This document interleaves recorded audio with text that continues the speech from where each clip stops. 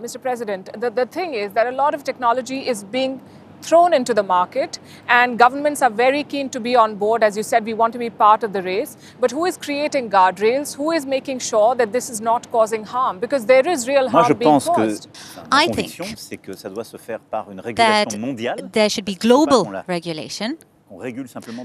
I think we shouldn't regulate things only locally because the innovation is global. We need partnerships between private and public stakeholders and that the right behaviors are encouraged. So I think that people should say when something has been created by AI. So the French press agency is signing an agreement with Mistral on this. And tomorrow we are announcing this public-private partnership.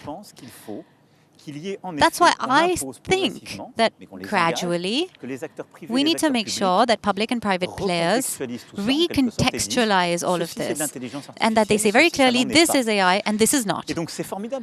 So it's great for artists to use AI. Tomorrow you'll see here a creation by Agoria. So if you're able to use it and say that you did, that's a good thing, and you should protect intellectual property. If a journalist uses it, it's a good thing. But they need to be clear that they did. Are you putting the onus of that censorship or regulation on the people, just like you did with social media, that they need to do this? I think that it needs to be governments around the world who do it voluntarily. But you know, tomorrow, who will be here?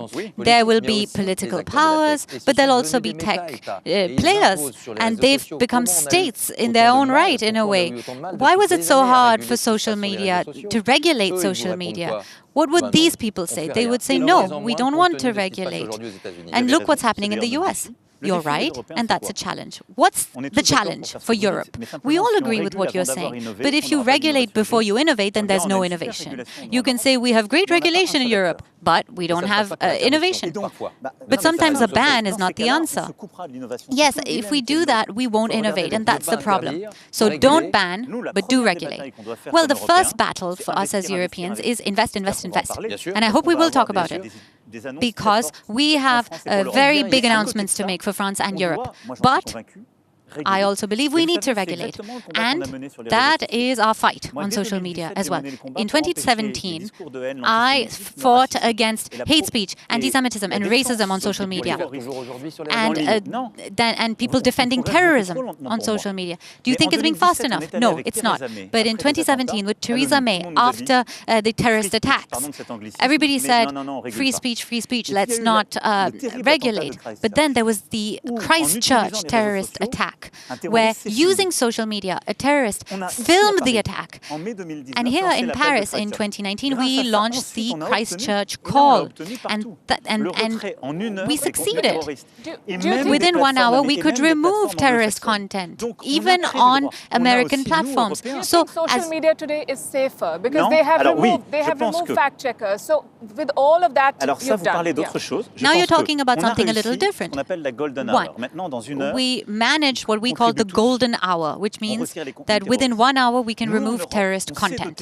In Europe, we have a regulation, we have done it, we have implemented it, and it's going to change, right? Yes, in Europe, platforms have a responsibility when they disseminate hate, anti-Semitism or racism.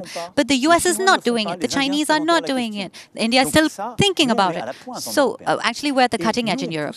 And we are trying to push for moderation. But you are right, that platforms said, we don't want to moderate. That's politics. We're all about free speech. Well, they're wrong. Why are they wrong? Because behind social media and in AI too, there are algorithms, and these algorithms help you do incredible things, but they always have biases, and so they need to be transparent so that you can verify them. And they need to be transparent for all. All that to say that there's a huge challenge, a huge regulatory challenge, and that is why with Canada we have a global partnership for AI. And India chaired it last year, actually. But that is what we need to do at a global scale. And in Europe, we're pioneers. But we need to involve everyone, because we cannot regulate just in one geography.